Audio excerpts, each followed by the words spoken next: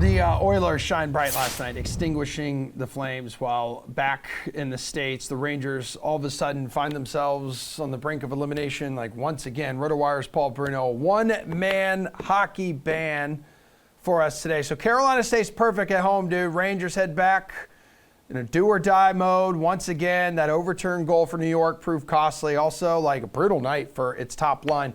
Why do you think they couldn't get it done?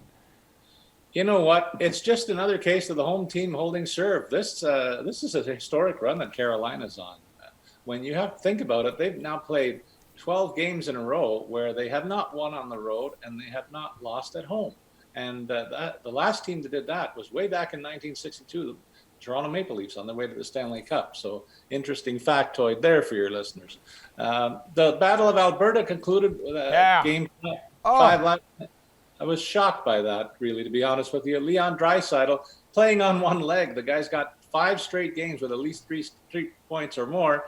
Outstanding run for him. And a quiet night for McDavid ended with him getting the decisive tally, of course. So they got a lot of great work out of key players that have risen up and delivered the goods on a consistent basis in the series, including Kane, Hyman, and Puljujarvi finally came through as well. So, boy, Jeff must be just thrilled.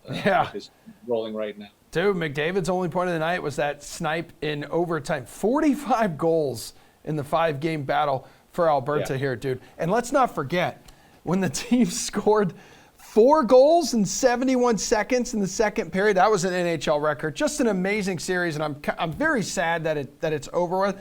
But we got to go to tonight here, Paul, because there's one game on the docket. We're talking showdown for Avs Blues.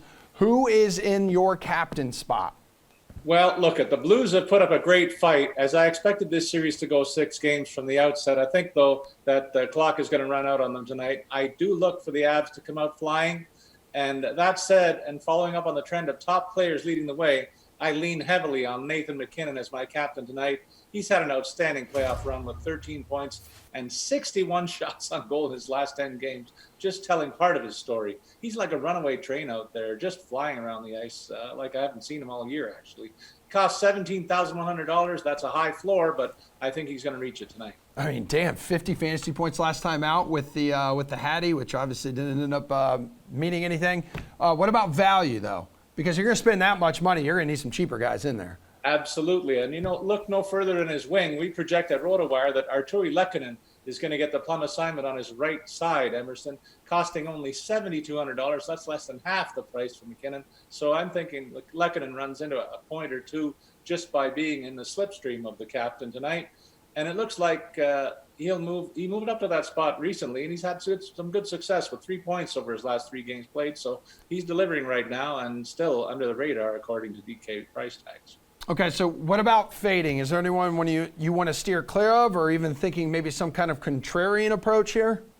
Yeah, it's a bit of a contrarian thought in my process, Emerson. I'm thinking it's going to be a high-scoring game, so I'm going to fade both goalies. Normally on a 1-game slate, you want to put a goalie in place to get the win. But I just think there's so many other shooters there that are going to be more rewarding in terms of the high-scoring nature of the game that I expect to see. So I'm going to stay away from the goalies this evening.